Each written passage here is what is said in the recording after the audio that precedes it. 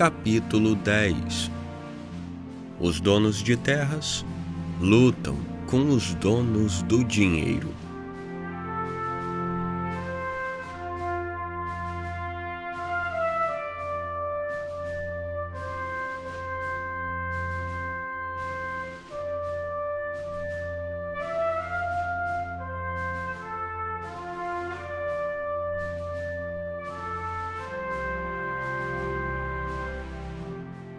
Tinha que haver uma luta. Talvez não fosse necessária uma guerra muito longa, que matasse muita gente, mas o desacordo e os ressentimentos tinham que vir. O país se chamava Estados Unidos, mas só no nome, não na realidade. Os estados do Sul e os do Norte trabalhavam de maneira diferente, pensavam diferente, viviam diferente. No norte havia a lavoura em pequena escala, o transporte por navios, as manufaturas que cresciam, tudo produzido pelo trabalho do branco. No sul havia a monocultura, com o trabalho do negro. As duas divisões, tão diversas em sua maneira de viver, tinham que se separar. O comerciante, industrial ou banqueiro do norte, ganhando força nova com a Revolução Industrial, tinha que se haver com as classes proprietárias de terras do Sul. Essa luta se arrastou durante 60 anos e finalmente eclodiu com a Guerra Civil. As duas partes discutiam porque o que era bom para o Norte, industrializado, não era bom para o Sul, agrícola, e vice-versa. A tarifa de proteção era um caso em foco. Quando se discutiam as tarifas nos salões do Congresso, ficou claro que os senadores aprovavam ou não as tarifas, de acordo com a divisão de onde provinham. John Randolph, da Virgínia, emitiu o ponto de vista sulino sobre a tarifa de proteção. Venha a ser isto. Se você, como plantador, irá consentir em pagar impostos a fim de pagar um outro homem para trabalhar numa oficina de sapateiro, ou estabelecer uma máquina de fiação. Não, eu comprarei onde o artigo fabricado for mais barato. Não concordarei em taxar os cultivadores do solo a fim de encorajar os fabricantes estranhos. Porque, afinal de contas, obteríamos apenas coisas piores por preço mais alto. E nós, os que cultivamos o solo, no fim, pagaríamos por tudo. Porque pagar a um homem muito mais do que o que ele vale, para transformar o nosso próprio algodão em roupas? Se vendendo a matéria-prima eu posso comprar minha roupa muito mais barato e de qualidade melhor, de Dhaka. Os que falavam em nome dos industriais não se alongavam sobre o fato de as tarifas de proteção representarem mais dinheiro em seus bolsos. Isso não. Estavam interessados na tarifa, principalmente porque assim as fábricas continuariam produzindo. E isso traria empregos aos trabalhadores, com salários altos. Era o trabalhador comum, então, que era mais beneficiado pela tarifa, dizia o representante dos industriais. Daniel Webster, de Massachusetts, resumiu isso assim. Portanto, este é um país de trabalho. Ora, qual é a principal fonte de prosperidade desse povo? Simplesmente o emprego. Onde há trabalho para as mãos, há trabalho para os dentes. Onde há emprego, há pão. Emprego constante e produção bem remunerada, num país como o nosso, prosperidade geral, contentamento, alegria. Durante muitos anos, no Congresso, os representantes dos industriais do Norte discutiam com os representantes dos plantadores sulistas sobre essa questão de tarifa de proteção. A discussão ficou tão azeda que em 1832, a Carolina do Sul ameaçou de se separar dos Estados Unidos, porque a tarifa era muito alta. O Congresso evitou a separação, aprovando uma lei nova que diminuía as tarifas cada ano durante 10 anos. A tarifa, entretanto, era tema de debate sempre e continuava a provocar discórdia entre o norte industrial e o sul agrícola. Depois havia também outra questão sobre a qual as duas partes não concordavam. Os habitantes do oeste, estamos lembrados, estavam sempre clamando por estradas boas ou canais que fossem construídos a expensas do governo. Essa ideia era aceita pelos fabricantes e comerciantes do norte, porque eles queriam vender mercadorias ao oeste. O que poderia ser melhor que estradas ou canais bem construídos, pelos quais pudessem ser carregados os produtos alimentícios para o leste, para serem trocados com os artigos manufaturados? O norte defendia as estradas construídas pelo governo. O sul, não. O comércio entre os estados no sul era muito pequeno. O sul não tinha que procurar mercado no oeste. Não tinha mercadorias manufaturadas para mandar da costa para o Mississippi. Para os sulistas, a melhor rota para o comércio, e a mais natural também, era o Mississippi, ou a rota que passava através de Nova Orleans, Porto Sulino. Portanto, o Sul era contra essa história de gastar o dinheiro do governo para construir estradas ligando o leste e o oeste, já que os sulistas não viam necessidade de tais melhorias internas. Logo descobriram que a Constituição não delegava poderes ao governo para gastar o dinheiro desta maneira. O Norte, naturalmente, descobriu que, na mesma Constituição, o governo tinha esses poderes. As diferenças entre o Sul plantador de algodão e o Norte manufatureiro estavam cada vez maiores. Para aumentar a tensão, surgiu o ataque feroz dos abolicionistas contra a escravidão. Era um grupo de pessoas que achavam que a escravidão dos negros era condenável e não devia ser permitida nos Estados Unidos. Não constituíam um grupo muito grande, mas tinham poderes que não se coadunavam com o pequeno tamanho. Talvez isso se desse porque eles eram sinceros, tinham certeza de estarem fazendo o que era justo e estavam sempre prontos a falar, escrever e trabalhar pela causa. Tinham naturalmente contra si o ódio do Sul e mesmo no Norte eram considerados indivíduos tumultuadores. Assim mesmo, a despeito do fato de sua propriedade ser destruída de vez em quando pela multidão enfurecida, a despeito da prisão de alguns líderes, a despeito de alguns deles serem arrastados pelas ruas e um até mesmo baleado, a despeito de tudo isso, continuavam sua obra. Para termos uma ideia de como eram decididos, podemos analisar as palavras de William Lloyd Garrison, um dos líderes. Sou sincero, não vou enganar ninguém. Não vou recuar nem uma só polegada. E vou ser ouvido. Os abolicionistas precipitaram o desentendimento entre o Norte e o Sul. Organizavam sociedades anti-escravagistas, escreviam artigos e livros contra a escravidão e os distribuíam em toda parte. Até mesmo contrabandeavam alguns deles para o Sul, onde eram proibidos por lei. Organizavam a ferrovia subterrânea, uma série de casas ou estações onde eram escondidos os escravos fugidos, que depois passavam com seu auxílio para o Canadá. Aqui e ali reuniam multidões para resgatar negros fugidos que tinham sido apanhados.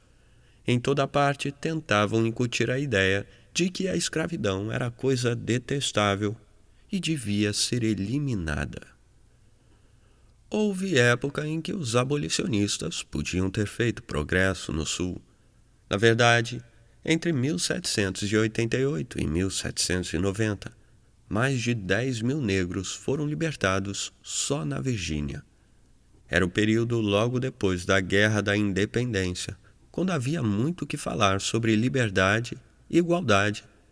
E o que é mais importante, era o período em que não era mais rendoso possuir escravos, porque a terra estava esgotada para o cultivo do fumo. Era muito fácil convencer um senhor de escravos, que estava perdendo dinheiro com eles, de que a escravidão era coisa condenável e devia ser abolida. Mas era uma história muito diferente, depois que o algodão se tornou o rei do sul e os preços dos escravos subiram a perder de vista. Quando os escravos foram valorizados, os sulistas não achavam que a escravidão fosse coisa tão ruim assim. De fato, muitos deles começaram a achar que era muito boa mesmo. Os redatores de jornais, professores e líderes políticos uniram-se para provar que a escravidão negra não somente era necessária, mas era também um bem. Os ministros religiosos citavam a Bíblia para provar que era a vontade de Deus. Os horrores que o abolicionista do norte enxergava na escravidão não eram vistos pelo sulista. Não podia entender por que havia gente que condenava as pessoas que possuíam um indivíduo. O sulista tinha nascido e tinha se criado num ambiente em que sempre houvera patrões brancos e escravos negros, e já se acostumara a isto. Parecia o jeito mais natural de viverem juntos, os brancos e os negros. Os livros e jornais que lia, as peças de teatro a que assistia, os sermões que ouvia, tudo o que presenciava na sociedade fixava na sua mente que os brancos eram superiores aos pretos. Logo se acostumou à ideia de que os brancos têm que ser patrões e os pretos escravos. Além disso, os negros eram propriedade sua, propriedade valiosa, e andar falando de libertar os escravos significava nada mais, nada menos que destruir sua propriedade. Os sulistas tinham ódio dos abolicionistas, um ódio chamejante. Tinham ódio deles porque se intrometiam nas coisas. Queriam que os abolicionistas tratassem de sua vida. Ficavam furiosos quando os nortistas lhes diziam que não tratavam direito os negros. A população negra do sul era grande, e os sulistas achavam que fazê-los conhecer seu lugar, entre aspas, era o único jeito seguro de lidar com eles.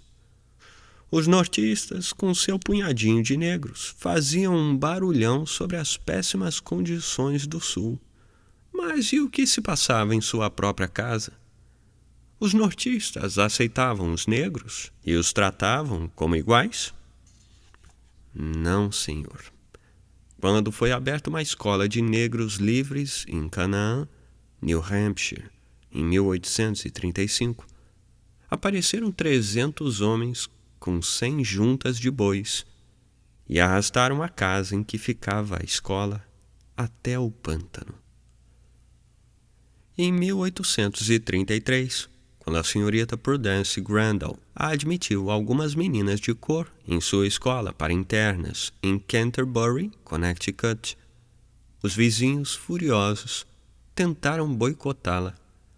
Como continuasse a insistir, fizeram com que fosse aprovada uma lei especial que considerava crime admitir negros em qualquer escola. Aí atiraram-na na prisão por infringir a lei. Os sulistas cada vez mais ficavam impacientes com o ataque dos nortistas à escravidão. Queriam que os nortistas começassem a pôr ordem em sua própria casa. O senador Hammond, da Carolina do Sul, lembrou aos nortistas que eles também tinham escravos. Disse: Em todos os sistemas sociais, é preciso haver uma classe para desempenhar as tarefas indignas, para fazer o que é monótono e desagradável. Nós a chamamos de escravos. Somos antiquados ainda aqui no Sul. É uma palavra que os ouvidos educados não ouvem. Não chamarei a classe existente no Norte usando esse termo.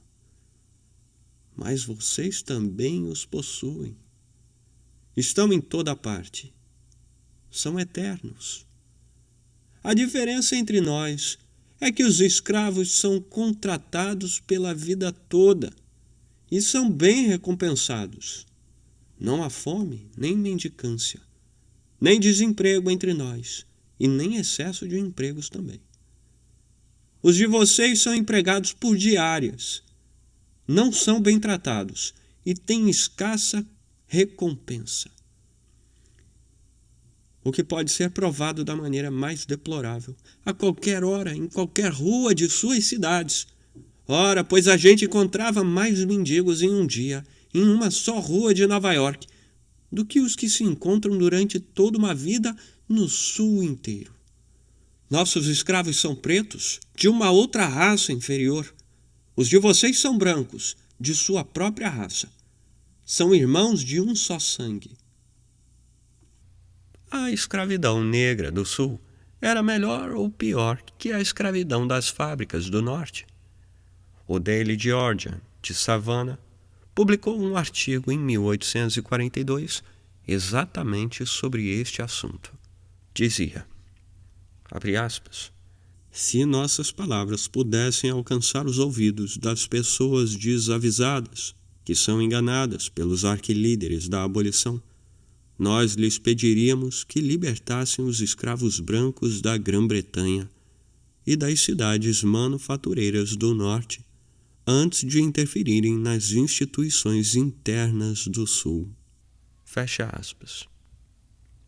Esses sulistas argumentavam que nos tempos difíceis, os operários das fábricas nortistas eram tocados dos empregos e deixados ao léu, morrendo de fome ou frio, por falta de roupas, alimentos e abrigos, que quando eles envelheciam ou não podiam mais trabalhar, não havia ninguém que tomasse conta deles ou de sua família. Os escravos negros, por outro lado, nunca passavam fome ou frio. Na doença ou velhice, tinham quem tomasse conta deles. Não tinham preocupações, porque sabiam que sempre teriam com quem contar. Um sulista da Virgínia comentou: no tipo de sociedade sulista, o trabalhador tem certeza de que terá vestimentas e comida, pois se os lucros do patrão não derem para pagar por isso, o patrão usará seu capital. E se nem com o capital puder pagar, transferirá os escravos para outra pessoa que possa lhes dar esse conforto. Assim, de qualquer forma, o trabalhador tem garantidas as coisas que lhe são necessárias e lhe dão uma vida confortável. J.K. Paulding, que passava pelo sul em 1836, achava que havia qualquer coisa de razoável neste modo de pensar. Comparou os trabalhadores da Inglaterra, os lavradores da Alemanha e da Rússia, com os trabalhadores brancos dos Estados Unidos. Estes últimos achava que, quanto aos requisitos essenciais para o conforto, estavam muito avante do resto do mundo.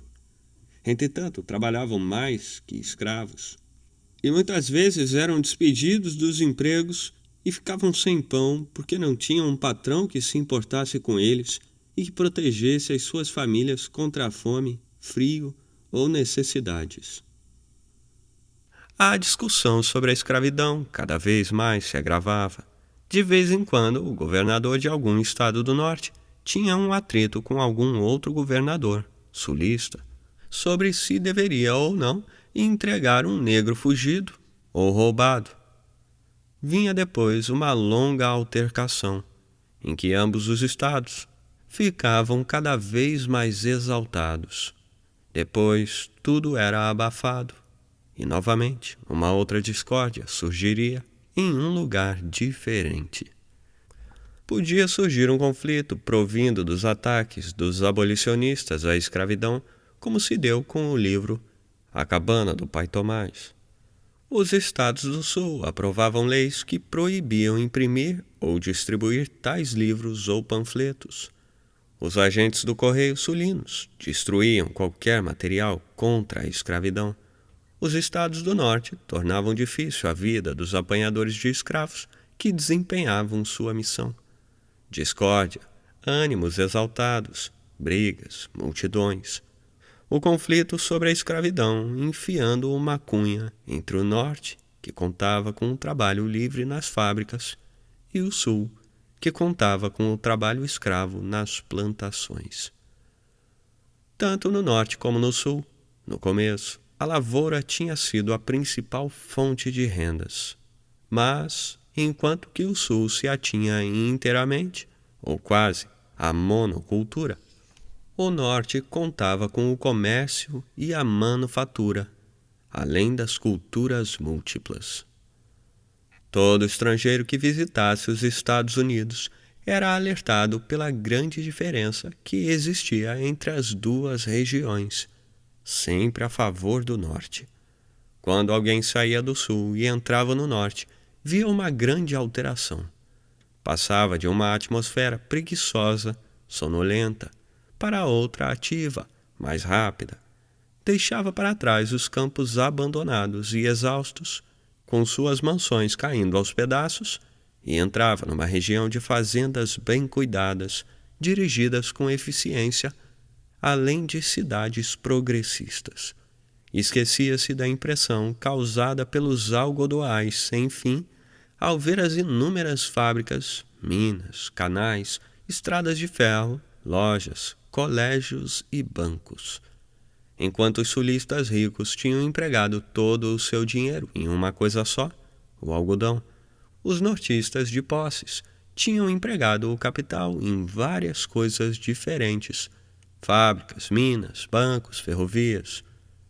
Enquanto que o capital sulino convertia-se em mais negros ou numa vida de luxo para um grupo pequeno de plantadores, o capital nortista era encaminhado para numerosos planos de negócios que edificavam o norte e proporcionavam enormes lucros aos capitalistas. Em qualquer tipo de fonte de lucros, os nortistas estavam na frente dos sulistas. Na manufatura, naturalmente, não havia comparação possível. As fábricas do norte fabricavam, com lucro, tudo o que o sul usava.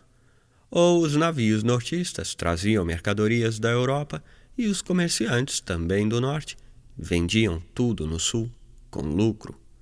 Durante uma reunião de sulistas em Nova Orleans, em 1855, o capitão Pike mostrou como o sul estava dependendo do norte.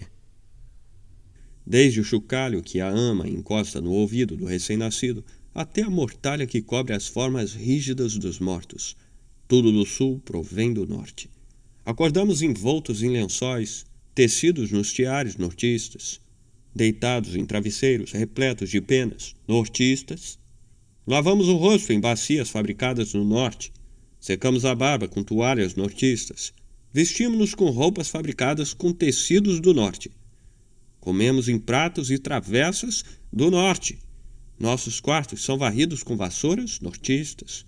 Nossos jardins são cavados com pás nortistas. Nosso pão é amassado em bandejas ou tabuleiros de madeira nortista ou estanho nortista. E a própria lenha que alimenta o fogo no sul é cortado com machado nortista, de Cabo de Nogueira, de Connecticut ou de Nova York. Precisava-se de carvão, ferro ou cobre. As minas do norte produziam. O noroeste em expansão tinha alimentos para vender e tinha que comprar artigos manufaturados. Os nortistas construíam canais e ferrovias para escoar essa mercadoria. Lá por 1860, a maioria do comércio do noroeste tinha abandonado os rios que corriam em direção aos portos sulinos do Golfo e tinham sido transferidos para os canais e ferrovias que levavam aos portos da costa norte do Atlântico. O noroeste estava sendo ligado ao norte com faixas de aço. Alguém queria emprestar dinheiro, só tinha que se dirigir ao norte, que era dono da maioria dos bancos do país. Mas o que acontecia com a lavoura? Naturalmente nisso, o sul estava na frente. Não é? Não, senhor. Abre aspas. Embora o sul produza todo o arroz, cana-de-açúcar e cânhamo, e 5/6 do fumo. A colheita de alfafa produzida em cada verão pelos fazendeiros do norte lhes dava mais que o dobro do lucro que tinham os plantadores do sul com todo o arroz, cânhamo, cana-de-açúcar e fumo juntos. Cerca de 2/3 da criação das fazendas era proveniente do norte. Em 1850, o valor de um acre de terra no sul era mais ou menos $9, enquanto que no norte era de $25. O algodão, naturalmente, era a grande cultura do sul. É verdade que em 1860 o valor do algodão exportado dos Estados Unidos era mais da metade do valor de todos os outros produtos de exportação. Mesmo assim, H. Helper, que era ele próprio um sulista, disse o seguinte sobre o algodão sulino.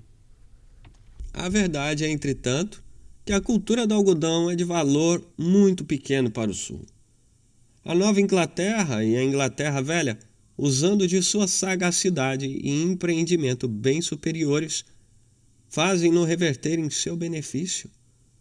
O algodão é carregado em seus navios, fiado nas suas fábricas, tecido nos seus teares, segurado nas suas agências de seguros, devolvido a nós novamente nos navios nortistas, e com o acréscimo do duplo frete e da manufatura, é vendido a nós sulistas por um preço bem alto. De todas as partes interessadas no transporte e manufatura do algodão, o sul é a única que não tem lucro. Isto talvez fosse verdade, talvez fosse um exagero, mas a verdade é que o norte vendia sapatos, botas, artigos de couro e ferro por quantia maior do que a que o sul recebia por seu algodão. Esses fatos eram de uma importância tremenda.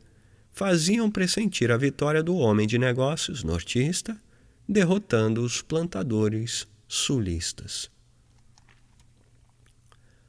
O norte havia passado à frente do sul em todas as modalidades de atividade, com exceção da política. Ambos os lados lutavam para conseguir controlar o governo. Era o Congresso que impunha uma tarifa alta ou baixa, ou que destinava verbas para auxiliar os pescadores ou construir estradas. Se os proprietários de terras sulinos elegessem o presidente e obtivessem mais representantes no Congresso, as leis a serem aprovadas beneficiariam o Sul. Se os candidatos dos comerciantes do Norte ou os industriais ganhassem a eleição, seriam aprovadas leis que beneficiariam o Norte. Isto estava bem claro para ambas as partes. Fazendo um jogo político muito hábil, os líderes sulistas tinham tido sucesso durante todo o período que ia da época de Washington, em 1789, até 1860. Se era possível eleger um sulista para presidente, eles elegiam. Se não era, apoiavam um nortista que tivesse relações amigáveis com o Sul. Desde Washington até 1860, a maioria dos presidentes ou era sulista ou estava do lado do Sul. Assim também a maioria dos juízes da Corte Suprema. Ou a Câmara dos Representantes ou o Senado, e às vezes os dois, estavam sempre sob seu controle. Esta é a razão pela qual a tarifa de 1822 a 1860, com exceção do ano de 1842, cada vez ficava mais baixa. Pelo menos no governo, o Sul segurava as rédeas. Se o Sul não tivesse as rédeas do governo nas mãos, o seu fim teria se aproximado bem antes de 1860. No Senado dos Estados Unidos, cada estado tinha direito a 2 votos, fosse ele grande ou pequeno. À medida que o território do Oeste ficava povoado e era representado no Senado sob a forma de estados, surgiu uma divergência entre o Norte e o Sul. Os negros dos estados novos deviam ser livres ou escravos. Cada parte queria pegar para si os 2 novos votos do estado recém-criado. Havia gente que era contrária à escravidão, mas queria que ela continuasse existindo, se não se propagasse. Felizmente para o Sul, ele controlava o governo, ficando assim com a possibilidade de expandir-se para o Oeste. No ano de 1850, 9 estados livres e 9 estados a favor da escravidão tinham aparecido nas terras do Oeste. O equilíbrio fora mantido depois de muitas discussões entre os representantes de ambas as partes. Para o Sul, é claro que a expansão era necessária, independentemente dos motivos políticos. Era preciso mais terras novas para a cultura do algodão, que progredia com o trabalho escravo. Se chegasse a hora em que os sulistas não pudessem mais se espalhar pelo oeste, seria o fim do poder dos plantadores. E, infelizmente, para o Sul, chegou essa época em 1860. A causa não foi o norte, mas a natureza. Olhe o mapa dos Estados Unidos. A oeste do meridiano de 98 graus estava a terra árida, seca demais para o plantio de algodão. O Sul havia adquirido o direito de se transferir para lá com seus escravos, mas ali o algodão não cresceria. A natureza havia fixado o limite para o reinado do algodão. Por outro lado, não havia limite para o capital que deveria ser acumulado, a diversidade de máquinas que podiam ser inventadas e o número de pessoas que podiam ser sustentadas pela manufatura. A vitória tinha que pertencer ao norte. O rei do algodão perdeu o cetro e nada poderia derrubar seu trono a não ser um golpe muito severo.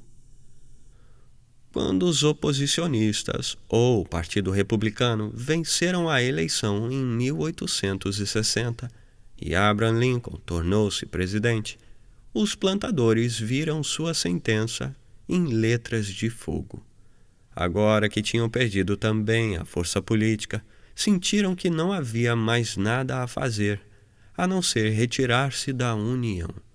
Sabiam o que significaria a vitória dos comerciantes e industriais nortistas e temiam as consequências.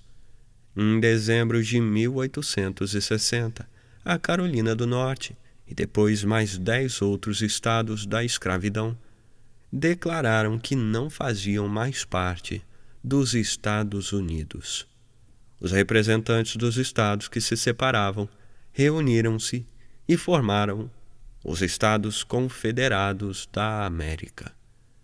A União se rompera. Em vão, Lincoln tentou afirmar aos senhores de escravos que seu governo não iria interferir no sistema de escravidão nos estados onde já existisse. Os 11 estados separatistas já tinham feito sua escolha. Queriam ser um país separado, com seu próprio governo, elaborando suas próprias leis. Queriam viver como lhes aprovesse, sem a interferência do norte. O sul todo não se retirou da União. Os 4 estados limítrofes, onde havia escravidão, e que eram o Delaware, Maryland, Kentucky e Missouri, como não tinham um grande número de escravos, não plantavam algodão ou plantavam muito pouco, e pareciam-se tanto com o norte como com o sul. Não queriam abandonar a União. Mesmo entre os estados que se separaram, nem todas as pessoas queriam deixar a União. Os montanheses da Virgínia romperam com o seu estado e formaram um novo estado chamado Virgínia do Oeste, continuando fiel à União. Nas cidades das regiões afastadas, nas regiões montanhosas, onde havia poucos escravos e pequenas fazendas, nos locais que sempre tinham feito oposição aos plantadores ricos, nesses lugares não havia simpatia pela secessão. O Sul foi levado a deixar a União pelos proprietários de plantações, senhores de escravos e ricaços. No norte havia muita gente que se contentava em deixar o sul agir como quisesse. Porém, não o Sr. Lincoln. Achava ele que o país devia ser um só, que a União devia ser mantida, mesmo que fosse preciso lutar para forçar os estados pró-escravidão a se reintegrarem no país. Em 12 de abril de 1861, estourou a guerra. Durante 4 longos anos, a luta continuou, com enormes perdas de vidas de ambos os lados. Primeiro, ambos os lados recrutaram voluntários. Depois, os homens eram convocados para o exército. Isso causou profundo ressentimento, tanto no norte como no sul. Tanto num como no outro lado, era permitido pagar substitutos para prestar o serviço militar. No sul havia muitas brechas nas leis de convocação, através das quais escapavam os proprietários de grandes plantações ou os que possuíam mais de 15 escravos. Isto quando a guerra tinha sido provocada por eles mesmos.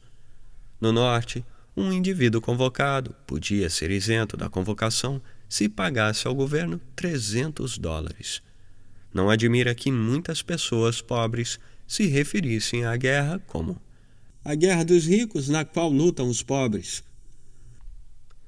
Depois de 2 anos de luta, e o Sul ainda se recusando a voltar à União, o presidente Lincoln emitiu a Proclamação da Emancipação, que dava emancipação a todos os escravos dos estados que se opusessem à União. Mais tarde, os escravos dos estados neutros limítrofes também foram libertados. Dessa maneira, $2 bilhões de propriedade dos fazendeiros sulistas foram confiscados. Em abril de 1865, o general Lee, do Sul, rendeu-se ao general Grant, do Norte. A Guerra Civil terminara. O Sul estava em ruínas. Sheridan, um dos generais nortistas, tinha caçoado dizendo que se um corvo voasse do Vale do Shenandoah até Harper's Ferry, tinha que levar consigo o almoço. Os prejuízos causados ao Sul foram terríveis. O número de mortos e feridos foi tremendo. O custo em dinheiro foi de $8 milhões, o suficiente para ter pago todos os escravos 4 vezes. Assim mesmo, nesta, entre aspas, segunda Revolução Americana, a escravidão negra foi exterminada, e com ela o poder dos senhores de escravos. Já não havia 4 milhões de seres humanos atados pela escravidão.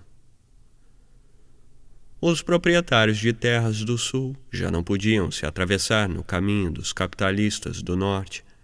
Os exércitos da União haviam devastado as suas plantações. Todo o seu patrimônio, representado pelos negros, tinha sido destruído de um só golpe.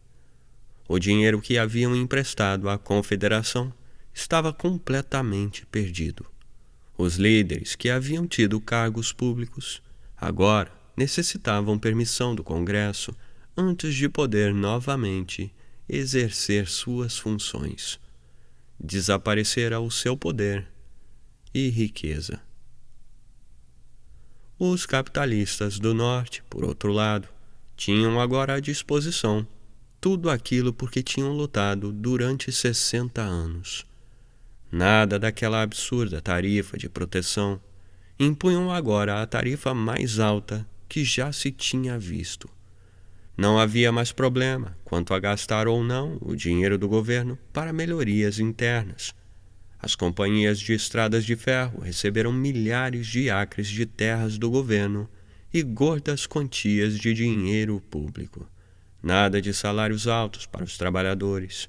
Os industriais podiam mandar buscar no estrangeiro trabalhadores contratados por menos do que teriam que pagar aos americanos. Nada de bancos particulares que imprimiam dólares de papel que subiam ou caíam de valor.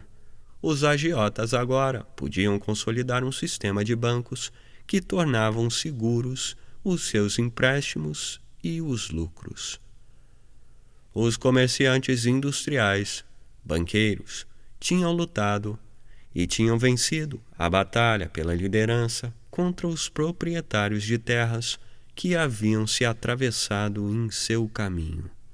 Eles sabiam o que queriam e agora estavam em posição de obter tudo.